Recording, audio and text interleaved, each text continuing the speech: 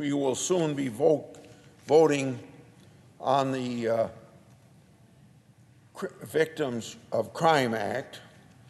I was an original co-sponsor of that act when the Senate Judiciary Committee developed the legislation years ago. I appreciate the opportunity to work with Senators Durbin, Graham, and other Judicial Committee colleagues this year on amendments to this landmark law. The principle behind this statute is very simple.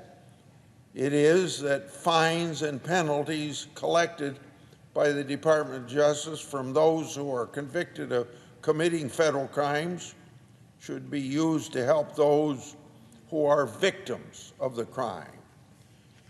Because the fund relies solely upon fines and other assessments paid by federal criminals, not from the taxpayers, it does not add to the deficit.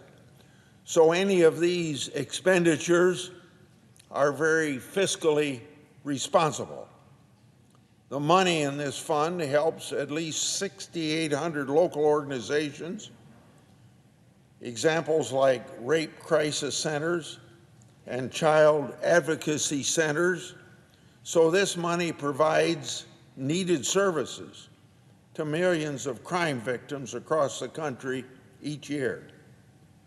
The funds support crisis hotline counseling or medical care or other services to these crime survivors, but it also does things like providing lost wages, courtroom advocacy, temporary housing, and there's a lot of other services that comes from this money.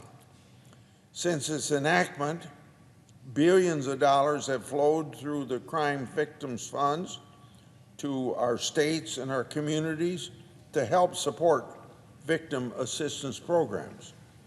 More than 3 decades after its inception, the fund is still working, but deposits into the funds have declined significantly in recent years. So obviously, the continuation of some of these programs is less effective or even in doubt when the money available for them is not certain to be there. And so this is an issue of why this bill is before us, the Victims of Crime Assistance Fix Act. And this bill would resolve this problem of not enough money going into the fund. So why is the money not going into the fund? The issue stems from federal prosecutors increasingly reliance upon no or deferred prosecution agreements rather than upon conviction.